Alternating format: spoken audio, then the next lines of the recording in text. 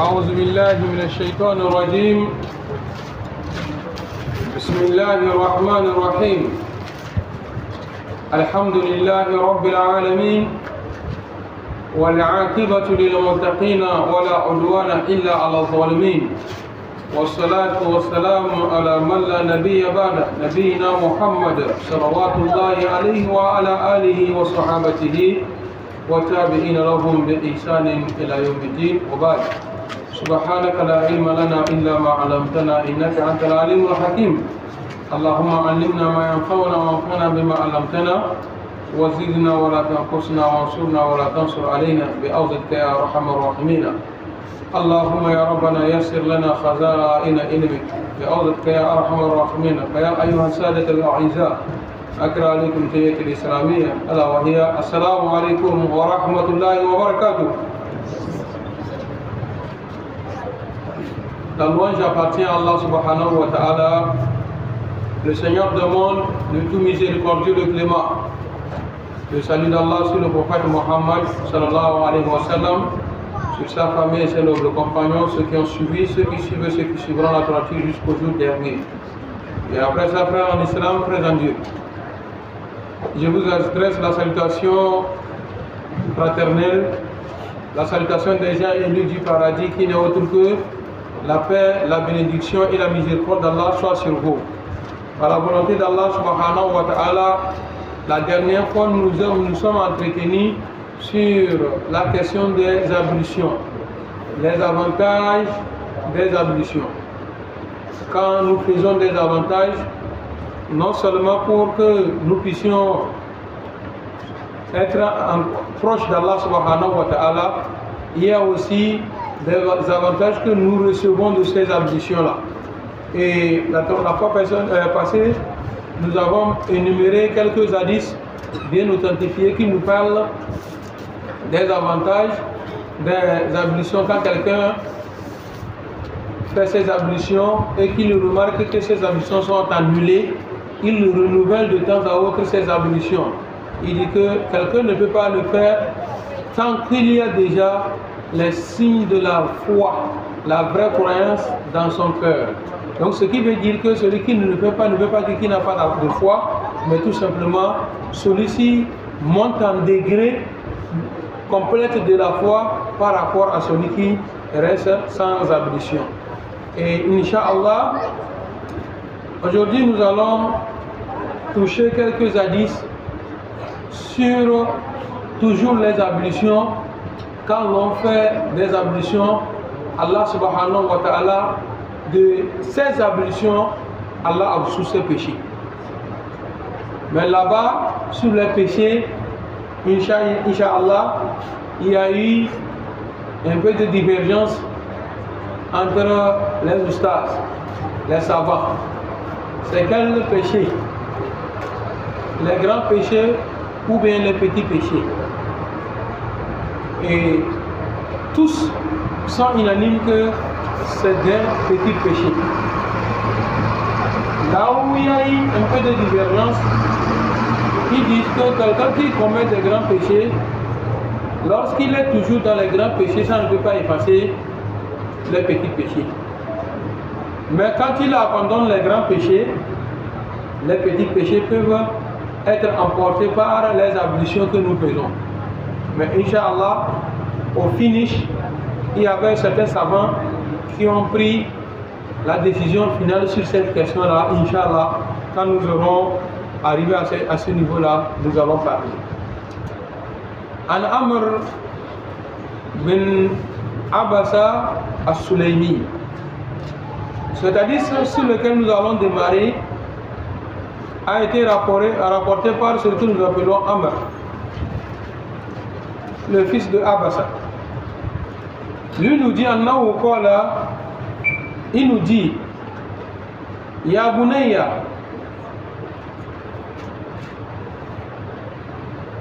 Ya Nabi Allah, pardon, il dit Ya Nabi Allah, qala Ya Nabi Allah, il dit ô messager d'Allah subhanahu wa ta'ala, akhbirni amma allamaka Allahu wa aj'aluhu وأجهله أخبرني عن الصلاة أخبرني عن الصلاة وذكر حديث وفيه قلت يا نبي الله فالوضوء حدثني عنه. Celui-ci nous dit qu'un jour il était avec le prophète Mohammed sallallahu alayhi wa sallam et lui-même il a demandé au prophète sallallahu alayhi wa sallam, ya Rasulallah, ya Nabi Allah, ô messager d'Allah, akhbirni amma allamaka Allah wa ajhalu. Ô messager d'Allah, enseigne-moi ce que Dieu t'a enseigné et que moi j'ignore. Parce que le prophète sallallahu alayhi wa sallam, Dieu l'enseigne beaucoup de choses. Si le prophète sallallahu alayhi wa sallam ne nous a pas dit, nous ne pouvons pas savoir. Donc lui, en même temps, il a été droit et clair. Enseigne-moi ce que ton Seigneur ou bien le Dieu, le Tout-Puissant t'a enseigné et que toi, tu, prophète sallallahu alayhi wa sallam, tu connais et que moi j'ignore. Akhabarani ani salat. Et le prophète sallallahu alayhi wa sallam l'a parlé de la prière. Il a parlé de la prière. Wa dhakara hadith. Il a amené l'hadith qui parle de la prière et ses avantages. Wa fihi. Dans cet hadith là qu'il a amené, il disait Kultu. Lui il a dit au prophète sallallahu alayhi wa sallam, Ya Nabi Allah, fal wudu. Et les ablutions. Et les ablutions. Hadithni anhu. Parle-moi des ablutions. C'est en ce moment que le prophète sallallahu alayhi wa sallam a pris cette parole. Il nous dit Ma minkum rajulun yukarribu al-wudu fayatamadmadu wa yastanshiku fayantathiru إلا حرجت أو إلا حرت خطايا وجهه. Que il n'y a pas cette personne-là parmi vous qui se lève prendre son bouilloire pour les ablutions. Il commence ses ablutions, il met l'eau dans la bouche.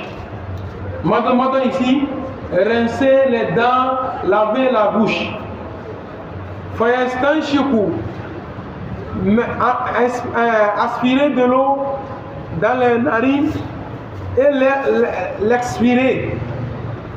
Refaire sortir de l'eau des narines. Illa harrat khataya wajhi. Il dit que quiconque fait ça n'a qu'à savoir que Allah subhanahu wa ta'ala fera tomber les péchés commis par la face. Et quand on parle de la face ici, ça veut dire que les péchés qu'il a commis par le regard, les péchés qu'il a commis par le nez, les péchés qu'il a commis par la bouche. Summa, il dit, Iza gasara wajhahu kama amarahu Allah. Et lorsqu'il lave sa face, il lave sa face comme Dieu nous a ordonné de laver la face pendant les ablutions. Illa kharrat hataya wajhihi min atraf lihiyatihi ma'al ma. Il dit que quiconque fait ses ablutions et qu'il lave la face, quand il va laver sa face, il dit que Allah subhanahu wa ta'ala fait tomber les péchés commis de sa face à partir des dernières gouttes qui vont tomber au niveau de sa barbe. Vous savez que quand nous lavons la face comme ça, les dernières gouttes, c'est au niveau de la barbe que ça finit. Il dit que quand vous lavez la face comme ça, les gouttes qui tombent là, elles tombent avec les péchés que vous avez commis par la face. Dans la prière ici, il attire notre attention. Wa faraga qalbahu lillah. Ici c'est le problème. Que son cœur, quand il est en train de faire la prière, il a pris son cœur, il essaie de débarrasser de son cœur de tout. Maintenant rattacher son cœur à Dieu dans sa prière. C'est ça que je dis que hey, là-bas autre ça va nous toucher tous ensemble. Hey, Satan, Allah, sa promesse, il ne va pas laisser ça. Ce qu'il a dit à Dieu, que n'importe où, dans n'importe quoi, je vais le suivre. Je vais le suivre. Jusqu'à ce qu'il tombe dans des erreurs avec toi, Dieu. Vous n'avez pas tous remarqué que quand on est assis à notre base, en train de causer pour des futilités, on ne pense à rien, si ce n'est pas à cette causerie. Mais quand il vient faire des ablutions, rentrer dans la prière, juste le takbir qui rend Allahu Akbar, c'est là maintenant tous les problèmes de la vie vont commencer par venir. En ce moment, votre cœur est détaché d'Allah subhanahu wa ta'ala pour retourner à la vie terrestre. Tous les savants sont unanimes. Ils disent que ce qu'on fait allusion à la prière, ce n'est pas le corps là que nous amenons déposer devant Dieu ou bien derrière l'imam. Ce n'est pas ça que Dieu veut. Mais ce que Dieu veut de nous dans la prière, le fait de se débarrasser de tout ce qui est de la vie terrestre et maintenant prendre son cœur rattaché à Dieu dans la prière. C'est pourquoi je dis que là-bas, là, il y a un problème pour nous tous. Mais les frères, nous devons faire des efforts. Et puis quiconque d'entre nous fait des efforts maintenant, rattacher son cœur à la prière. Quand il est dans la prière, vous savez, Satan va changer de solution. Il change de position. Qu'est-ce qu'il fait? S'il a remarqué que vous êtes concentré dans votre prière, pour vous déconcentrer maintenant, qu'est-ce qu'il fait? Il vous met dans le cœur que il vient au niveau de votre derrière, la nuque. À un moment donné, vous commencez par douter. C'est comme si vous avez lâché. C'est comme je suis en train de prier là, quelque chose est sorti. Et tu, au même titre, maintenant tu commences par douter sur tes ablutions. Est-ce que ça n'est pas sorti? C'est comme quelque chose est sorti. En ce moment, tu n'es plus concentré sur ta prière, tu es en train de voir tes ablutions. Et écoutez ce que le prophète Mohammed sallallahu alayhi wa sallam nous conseille. Il dit que à chaque fois que vous êtes en train de faire la prière et que ces doutes-là viennent dans votre prière, si vous n'avez pas entendu l'odeur, le bruit, c'est-à-dire que tu n'as pas lâché, ça n'a pas crié pour, ni l'odeur, vous n'avez pas senti l'odeur de caca, et de continuer votre prière. C'est Satan qui veut s'amuser avec vous. Mais bon nombre d'entre nous, vous remarquez, non? Nous sommes tellement déconcentrés dans la prière. Et chaque fois, les savants nous rappellent que quand vous venez faire en même temps takbir tirant, Allahu Akbar comme ça pour commencer la prière, il dit de fixer son regard où? Là où on va mettre le front. Nous allons nous prosterner. Et quand vous fixez votre regard là-bas, là, il dit que vous êtes en train de parler Dieu, yeux dans yeux comme ça. Si vous n'arrivez pas à voir Dieu, parce que quand on a demandé au prophète sallallahu alayhi wa sallam, quand Jibril est venu l'interroger, c'est quoi la bienséance? Le prophète sallallahu alayhi wa sallam a dit que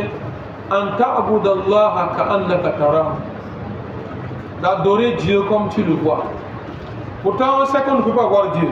Ou bien c'est pas ça. Quelqu'un va poser la question aussi de dire que comment on ne voit pas Dieu, on va faire comment? Et il te dit que si toi tu n'arrives pas à voir Dieu, Dieu te voit. C'est toi qui n'arrives pas à le voir dans ta prière, mais lui te voit. Vous voyez, si nous nous référons à cet hadith là, il s'est détaché de son corps de tout ce qui est éphémère et rattaché son corps à Dieu. C'est ce qui manque à beaucoup d'entre nous. Nous ne sommes pas concentrés dans la prière. C'est la raison pour laquelle vous remarquez le plus souvent, regarde, tu es en train de prier. Ce qui ne fait pas gratter, tu vas gratter. Vous ne remarquez pas ça? Souvent, Satan vient comme ça, c'est comme ça. Comme pour nous déconcentrer dans notre prière, tu vois, quelqu'un est en train de faire Alhamdulillah, Rabbil Alamin, il va laisser gratter ici. À un moment donné, gratter le cou. À un moment donné, gratter au niveau des pieds, ou bien c'est les pieds. Non, tu vas voir quelqu'un pour finir la prière, quand tu es à côté de lui, tu es debout de lui. Souvent, même lui-même va te concentrer dans la prière. Vous n'avez pas remarqué souvent quand nous prions avec les enfants, il y a certains enfants, quand il est à côté de toi, je jure au nom de Dieu, tu ne peux pas prier.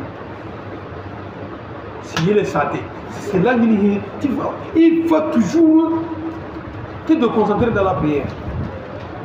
J'ai vu comme ça devant moi, j'étais. Wallahi, il y a des gens qui n'ont pas le faire plein. Wallahi, il a tiré l'enfant là, il a tout fait, l'enfant là n'attend pas. En pleine prière, il a levé comme ça pour lui donner. Et continuer sa prière. Parce que l'enfant lui déconcentre trop. Voilà, même, j'étais derrière, je voulais dire quoi. Comment il a fait ça là, avec système. Quand l'enfant a saisi là-bas là,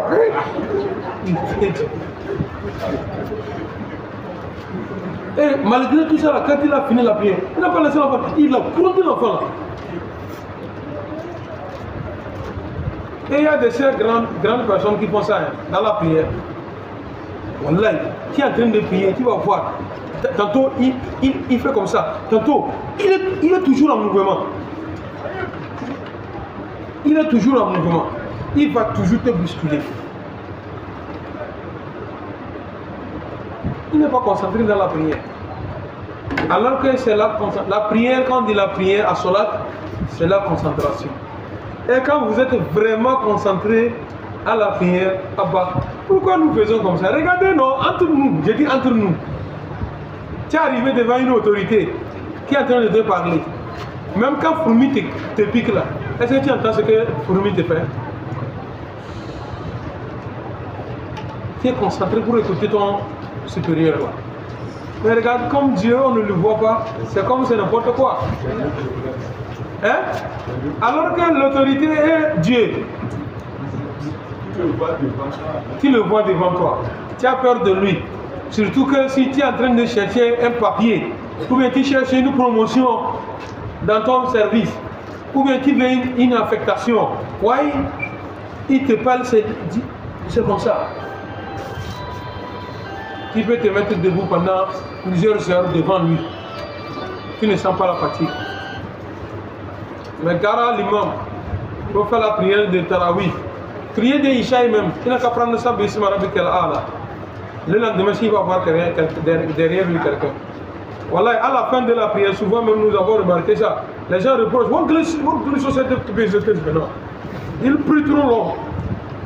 On va demander que c'est quelle sourate qu'il prend. Il dit qu'il prend le Sabissim Arabique al-A'la. Alors que Sabissim Arabique al-A'la, ça fait seulement demi-page. Hein?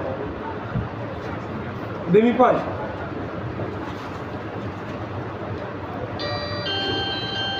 Il y a d'autres qui disent que il y a le Koulou Allah dans le Coran et tu nous fatigues comme ça. Ça veut dire quoi?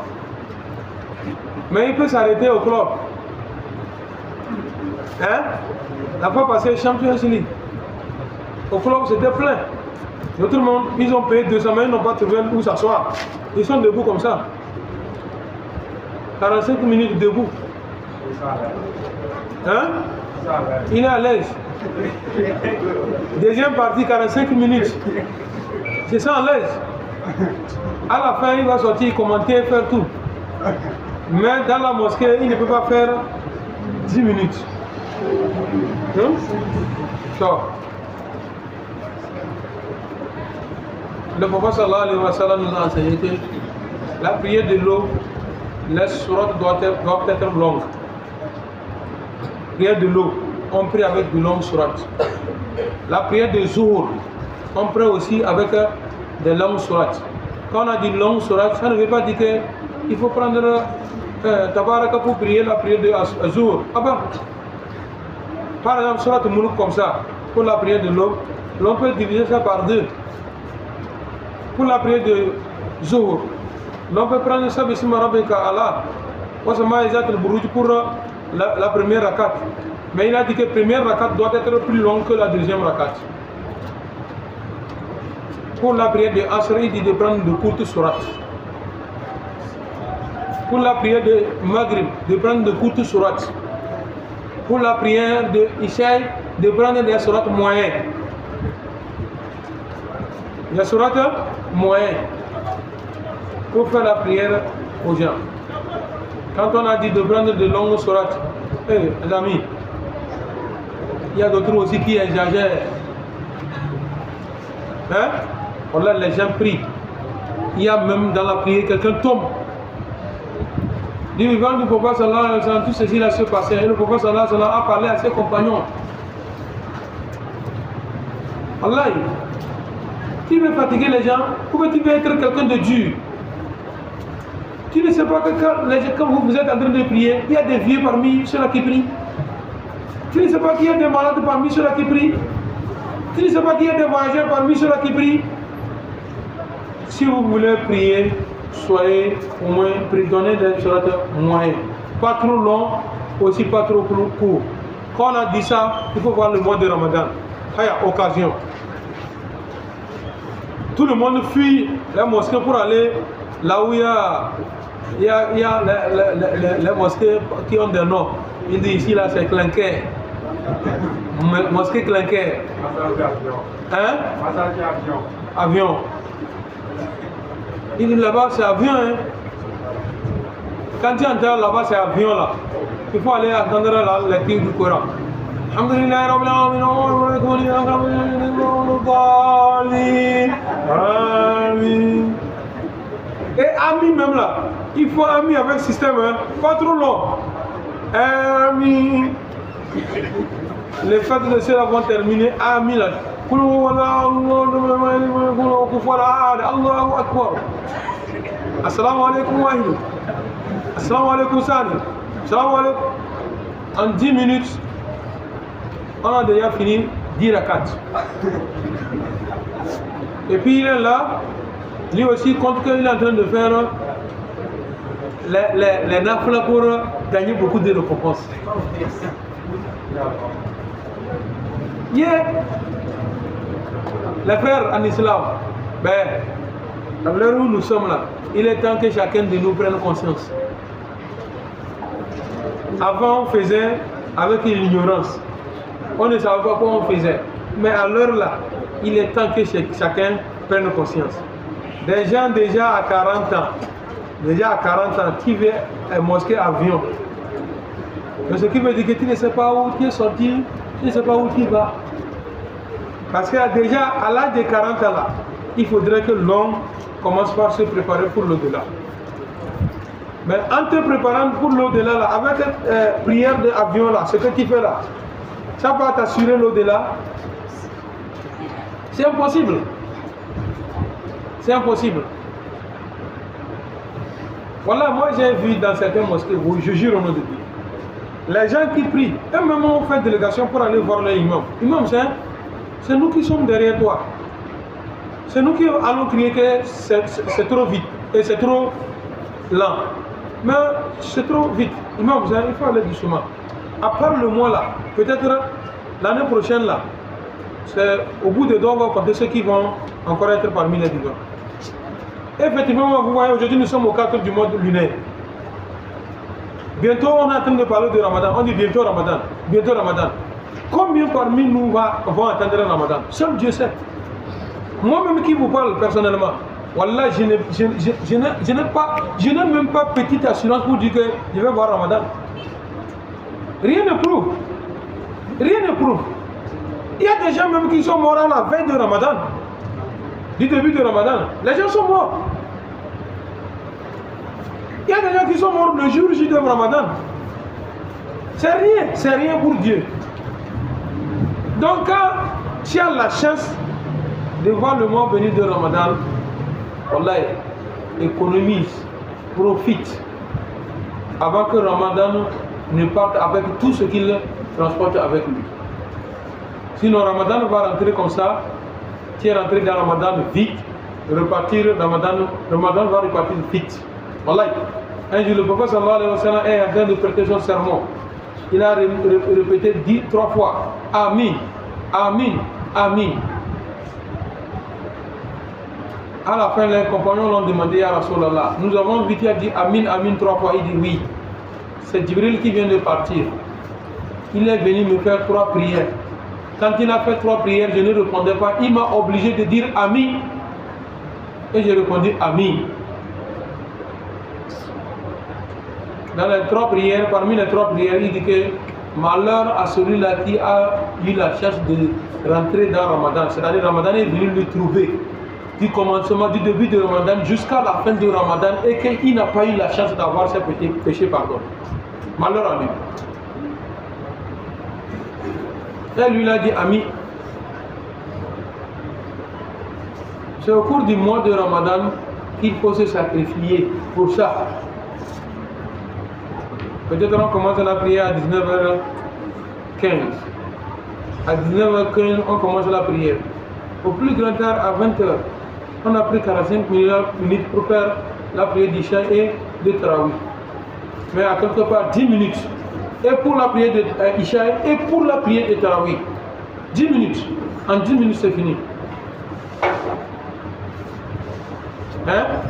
Alors qu'on te dit que pour que la prière soit exaucée, d'abord se mettre debout comme il le faut, se baisser comme il le faut, se relever comme il le faut, se prosterner comme il le faut et dire ce qu'il faut dire dans la prière. Est-ce qu'on dit ça?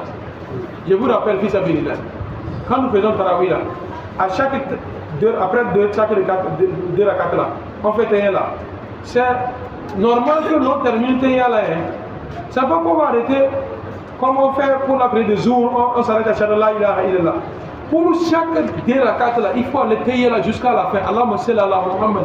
Terminer. Lire Allahumma inni a'udhu bika min azab al-qabr wa min azab jahannam wa min fitnatil ma'i wa mamati wa min sharri fitnatil masih ad-dajjal avant de faire le salut final.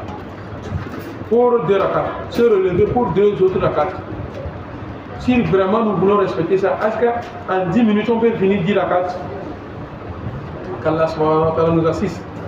Wa faragha qalbahu lillah. Il a donné son cœur à Allah subhanahu wa ta'ala dans la prière. Quand on a dit fawailun lil musallin, malheur à ceux qui prient, alladhina hum, ceux-là qui en salatihim sahun. Les savants donnent dans leur tradition que alladhina hum en salatihim sahun, ce sont ceux-là qui rentrent dans la prière, ils commencent la prière et ils oublient qu'ils sont dans la prière.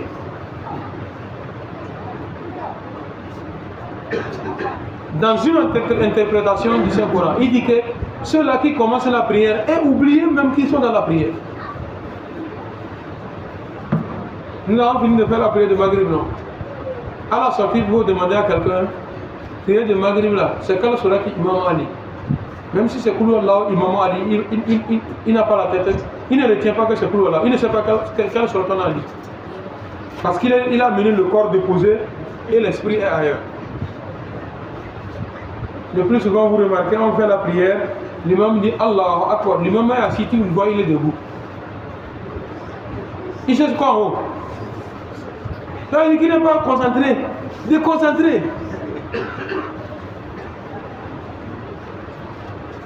Hey, ça arrive, ça emporte jusqu'à emporter l'imam. L'imam, pour faire la prière de, comment on appelle-t-on, de 4 rakats, l'imam fait 2 rakats, il fait salam alaikum wa rahmatullah. On dit subhanallah. Quand on dit subhanallah, il ne se retrouve plus. Subhanallah de quoi? C'est 2 rakats ou bien c'est 3 ou bien c'est 4 rakats. Il choisit que peut-être c'est 3 j'ai fait. Il fait 3 rakats, il s'assied, on lui dit encore subhanallah. Lui-même il n'est pas dans la prière. Il a dit que celui qui a pu faire ça, les ablutions correctes, dans la prière, rattacher son cœur à Dieu dans sa prière. Maintenant, quelle serait sa récompense? Il dit que il sarafa min khati'atihi ka khay'ati yawma waladatuhu ummu. Il dit que quiconque a pu se débarrasser de tout et faire correctement de sa prière, il dit qu'il sort de sa prière tous les péchés absous de la même manière comme si c'est aujourd'hui qu'on l'a mis au monde. Celui qui a fait ses ambitions correctes, venir faire la prière, concentré dans sa prière, il va terminer sa prière, de se débarrasser de ses péchés comme celui qui vient de naître. Quand l'enfant naît tout à l'heure, est-ce qu'il a des péchés sur lui? Il n'a pas de péchés sur lui. Que celui qui fait les ablutions correctes, vient faire la prière correcte, c'est comme ça il sort de sa prière. Nous amenons le deuxième hadith et nous arrêtons là. An Abi Huraira. Abu Huraira apporte cet hadith nous disant Anna Rasulallah sallallahu alayhi wa sallam que le Saint Prophète sallallahu alayhi wa sallam a dit Iza tawadda al-abdu muslim. Si le serviteur musulman, le serviteur de Dieu musulman, ou mu'min, ou bien un croyant, et dans le commentaire de cet hadith, là-bas, il y a des, comment on appelle, des doutes. Si c'est un musulman, le prophète sallallahu alayhi wa sallam a utilisé, ou bien un croyant que le prophète sallallahu alayhi wa sallam a utilisé. C'est pourquoi il a amené les deux. Si c'est un musulman, ça confirme l'hadith. Si c'est un croyant, ça confirme l'hadith. Que chaque fois que le croyant se lève, faire ses ablutions, fagassal wajhahu, il s'est lavé la face. Kharaja min wajhihi kullu khati'atin nazara ilayha bi aynayhi ma'al ma'.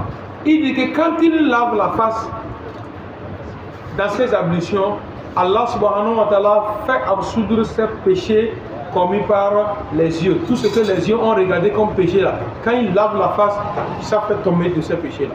Ces péchés que les yeux ont regardés.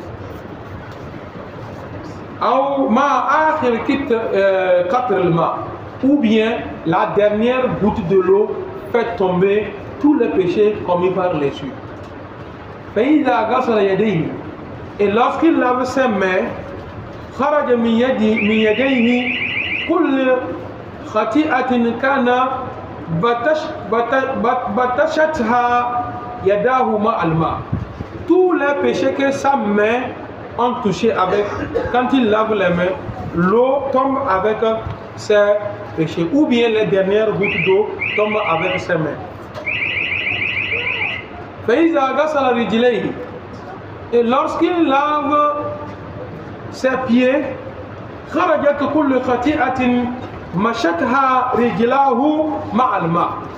Et quand il lave ses pieds, l'eau ou les dernières gouttes tombent avec des péchés que les pieds ont marché à les commettre. Comme quoi? Les pieds vont marcher quoi? Les fourmis qui sont par terre, est-ce que nous les voyons? Quand tu marches, tu piétines les fourmis, des vers de terre, des insectes, tout ceci là, tu marches sur eux. C'est des péchés. C'est pas toi qui les as donné la vie, mais tu les piétines pour les tuer. Donc Allah subhanahu wa ta'ala te pardonne pour avec les ablutions.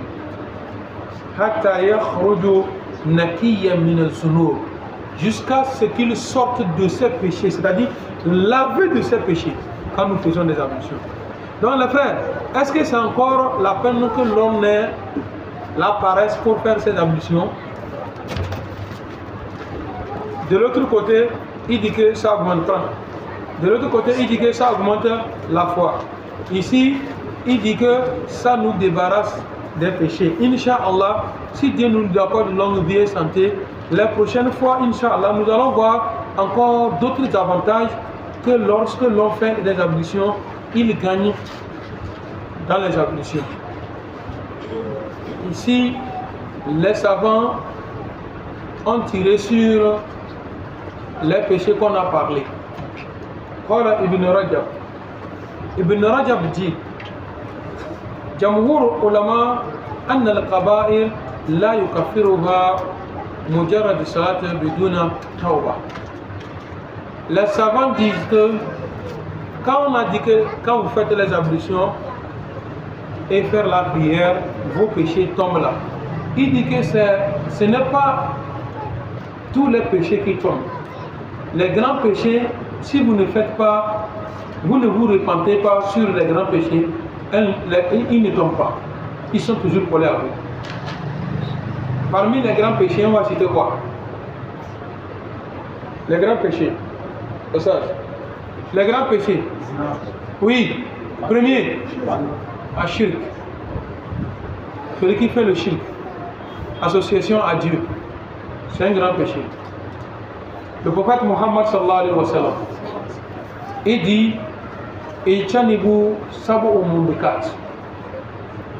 éloignez-vous de 7 grands péchés.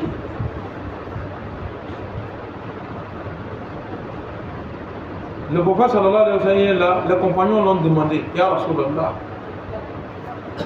akhbirni, il dit, Ya Rasulallah, il dit, le messager de Dieu, enseigne-nous, renseigne-nous, indique-nous, montre-nous ces grands péchés-là. Si nous sommes déjà dedans, qu'on puisse sortir. Et le prophète sallallahu alayhi wa sallam, pour commencer, il dit, Ashirk billah.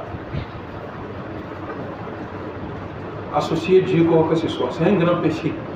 Ça, c'est impardonnable jusqu'à ce que vous abandonnez le shirk là. Et quand on dit ishrak billah, c'est large. C'est large. L'idolâtrie, c'est ce qu'on appelle ashirk. Associer Dieu quoi que ce soit dans son adoration. Il y a d'autres qui ont des idoles. Il y a d'autres qui adorent le soleil, il y a d'autres c'est la lune, d'autres c'est les étoiles, d'autres c'est la rivière, d'autres c'est leurs semblables hommes. Ensuite de suite, il y a même d'autres qui adorent les animaux, comme chez d'autres qui disent que c'est la vache qui est leur Dieu, d'autres, etc. etc. C'est ashirk billah, c'est des shirk, c'est l'association à Dieu. Et attention, dans les parler, il y a des gens qui ne savent pas ce qu'on appelle une idole. Il n'a jamais vu l'idole. Il n'a jamais vu Tumban de ses voilà, depuis sa naissance. Depuis sa naissance, il ne s'est jamais dirigé vers un marabout. Les marabouts qui font les talismans, un devin. Il n'a jamais été chez un devin. Mais le jour de Kiyama, on va le ressusciter devant, c'est-à-dire au milieu des féticheurs et des marabouts. Toi, tu n'as pas de Tumban. Tu n'as jamais eu de Tumban. Tu ne t'es jamais agenouillé devant Tumban. Tu n'as jamais amené un poulet dans Tumban. Mais il y a Tumban à côté de toi. Quand on fait des choses de Tumban là, tu es d'accord avec eux. Tu es content. Souvent même tu les aides dans leur prière que Dieu nous garde. On dit qu'on veut faire, il y a un Tumban dans le quartier, on veut faire cérémonie de Tumban là. C'est toi qui vas courir acheter une poule pour venir donner. Les donner.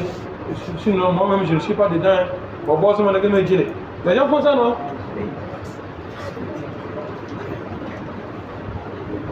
Mes frères, si là où si tu ne donnes pas, ça ne te cause pas de problème là.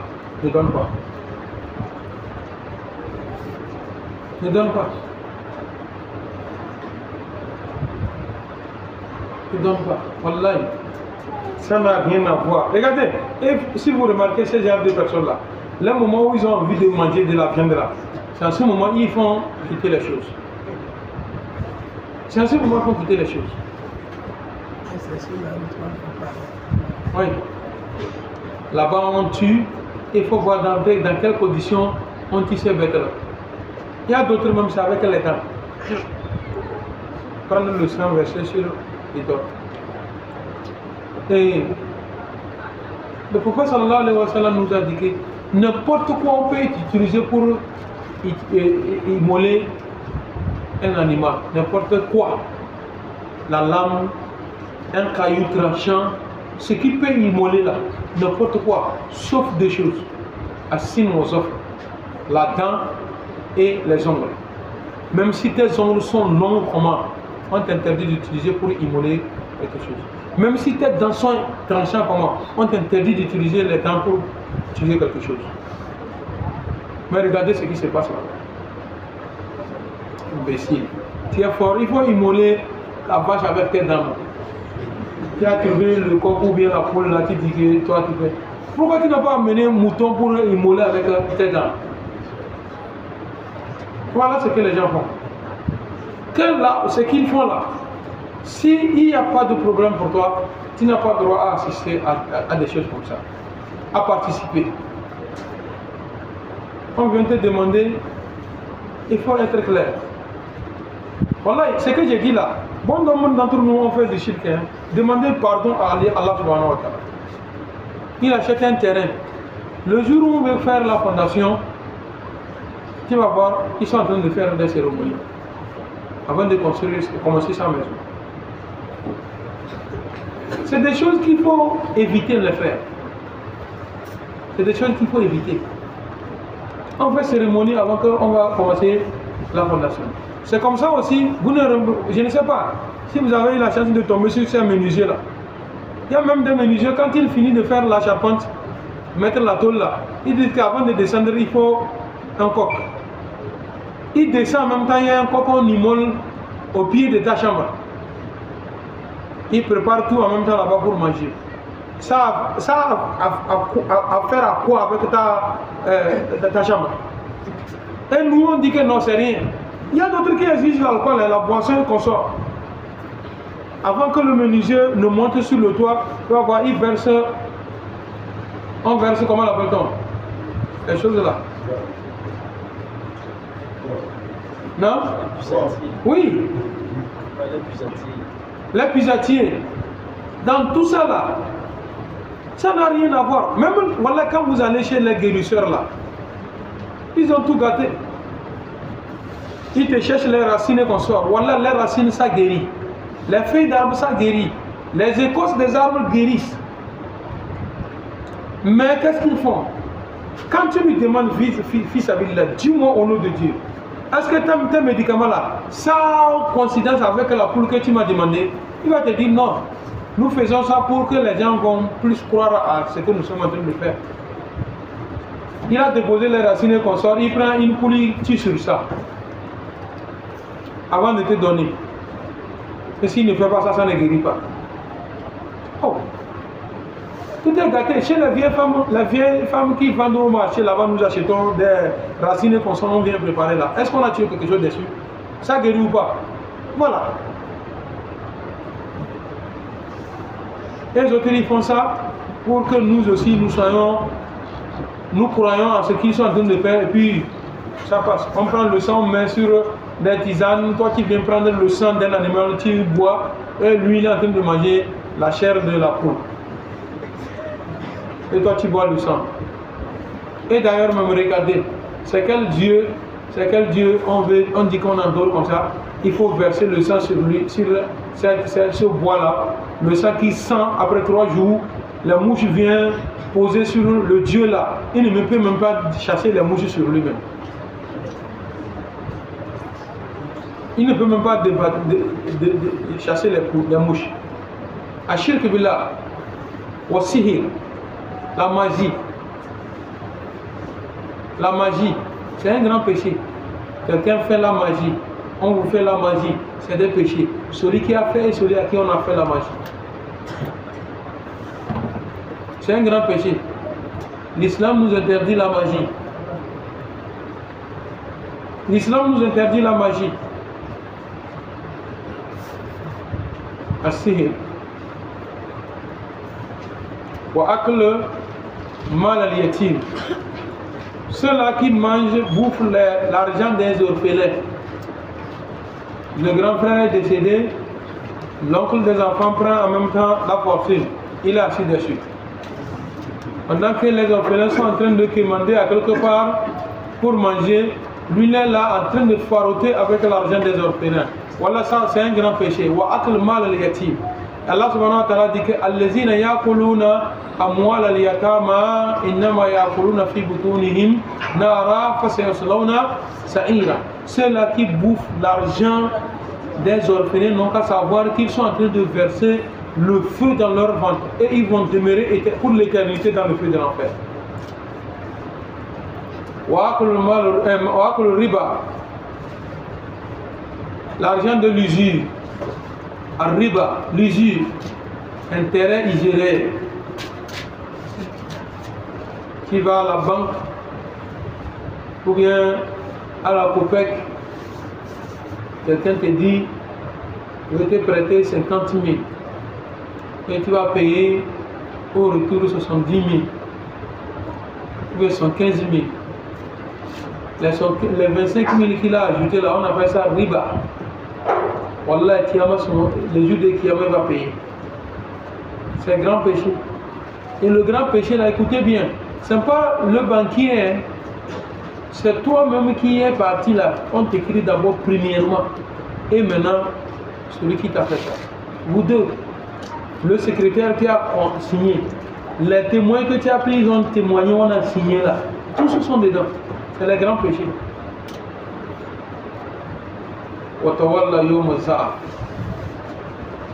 Vous êtes en face de l'ennemi. Quand vous voulez affronter l'ennemi maintenant, vous tournez comme ça, les gens ont déjà pris la fuite. Alors que tous ensemble, on s'était entendu pour aller affronter l'ennemi. En face de l'ennemi, eux autres, ils tournent le dos. Ça fait partie des grands péchés. Comme Abdullah ibn Ubay ibn Salul, le chef des hypocrites. Munafiki, c'est le chef. Abdullah ibn Ubay ibn Salul. Il a fait ça avec le prophète sallallahu alayhi wa sallam. Wallah. Il a pris plus de 300 personnes ramenées à Médine. Alors que le prophète sallallahu alayhi wa sallam, à ce moment, avait besoin des gens. Le prophète sallallahu alayhi wa sallam a dit aux gens à Médine, sortez. Les gens disent qu'ils ne savent pas combattre. Le prophète sallallahu alayhi wa sallam a dit que non, suivez. Quand nous allons arriver, quand l'ennemi va nous regarder, il y a un grand nombre là. Ils vont prendre peur et ils vont fuir.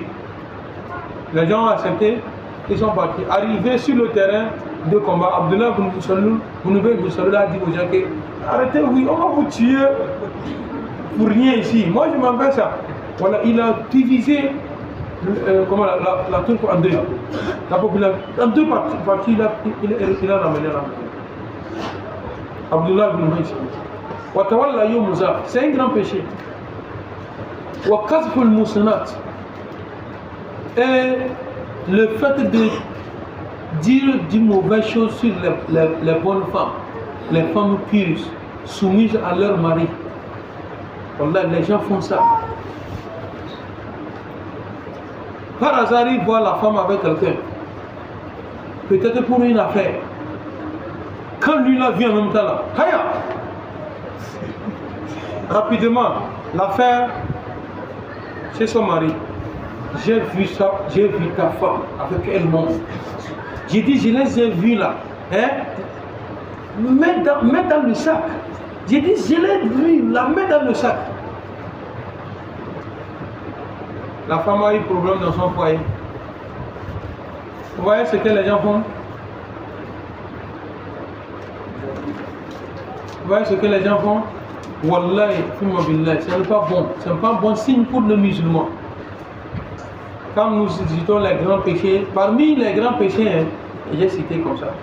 Prenez votre comment l'appelle-t-on, appareil Android, vous tapez dans Play Store les grands péchés.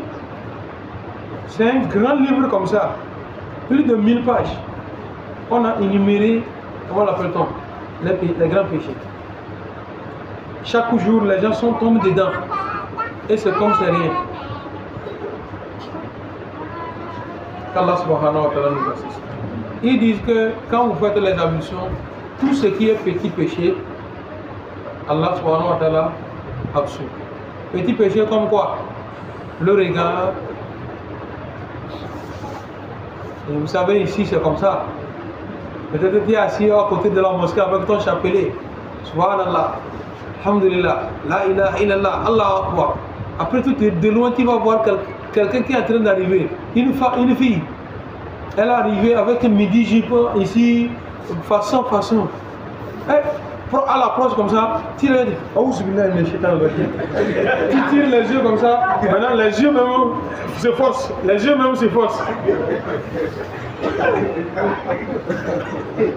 Voilà. Oh la hawla wa la quwwata illa billah. Satan lui aussi il est fort, hein? Tu as bien vu, tu as dit Aouzou billah minash shaitanir rajim, tu tournes. Mais wallah, il va venir te forcer. Tu es là, tu ne sais pas à quel moment ton cou est en train de retourner.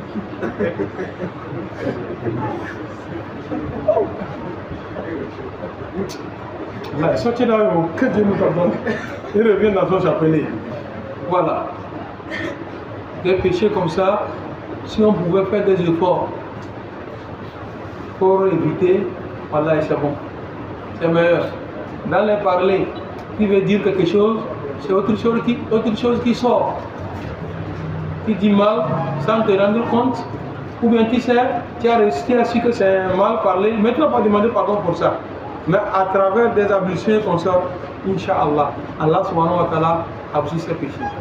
L'enseignant, je donne un exemple pour nous, les enseignants, qui est en train de donner le cours. Peut-être une fille est assise là-bas, elle fait le bruit. Il n'y a même pas bâton dans ta main, énervé. Tu arrives pour taper, tu lèves la main comme ça pour taper dans le dos. La main vient, elle fait comme ça vient taper sur le sein. Mais après tout, ça te fait quelque chose. Voilà. Tu ne voulais pas, ou bien c'est pas ça. Mais comme c'est venu là, ça a arrangé quelque chose. Tout ça là, ça rentre dans le péché. Oh Seigneur, que le Tout-Puissant protège. Tous, nous sommes dedans. Tous, nous sommes dedans. Allah subhanahu wa ta'ala pardonne nos péchés. Il nous guide sur le droit chemin.